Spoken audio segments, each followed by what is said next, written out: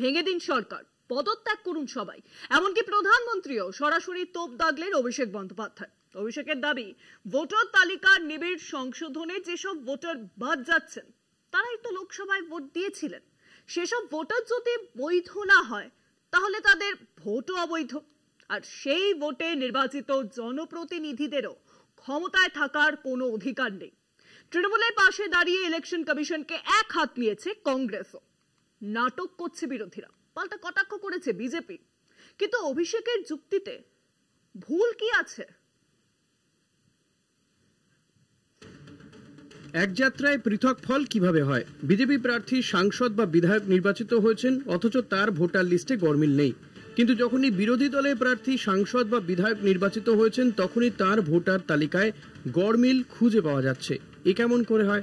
প্রশ্ন তৃণমূল সাংসদ অভিষেক বন্দ্যোপাধ্যায়ের। মঙ্গলবার কলকাতা থেকে দিল্লি যাওয়ার পথে তৃণমূলের সর্বভারতীয় সাধারণ সম্পাদক ভোটার তালিকায় গরমিল ইস্যুতে তৎকালীন মুখ্য নির্বাচন কমিশনার রাজীব কুমারের বিরুদ্ধে ফৌজদারি মামলার দাবি জানিয়েছেন। আরও সুর চড়িয়ে ভোটার তালিকায় গরমিল ইস্যুতে প্রধানমন্ত্রী নরেন্দ্র মোদী সহ গোটা মন্ত্রিসভার পদত্যাগের দাবি জানিয়েছেন অভিষেক। ভোটার লিস্ট যেখানে ইলেকশন কমিশন বলছে ভুল, অনিয়ম, গরমিল রয়েছে, এই ভোটার লিস্টের বেসিসে দেশে সরকার তৈরি হয়েছে। প্রধানমন্ত্রী থেকে স্বরাষ্ট্রমন্ত্রী থেকে প্রতিরক্ষা মন্ত্রী থেকে সবাই হয়েছে।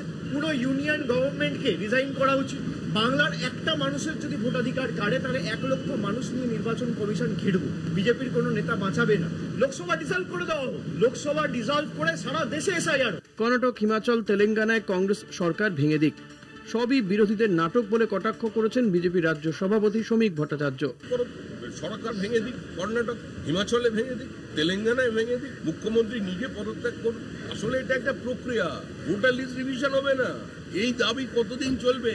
নির্বাচন কমিশনকে সঙ্গে নিয়ে বিজেপি দেশে ভোট চুরি করছে, সমালোচনায় সরব হয়েছে প্রদেশ কংগ্রেস নেতৃত্ব।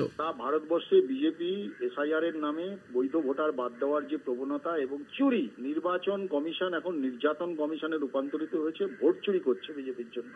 এসআইআর নিয়ে বিতর্কের আবহে ভোটার তালিকায় কারচুপির অভিযোগে নির্বাচন কমিশনকে নিশানা। বিজেপি ও কমিশনকে কাঠগড়ায় তুলে সোচ্চার বিরোধীরা। কলকাতা টিভি।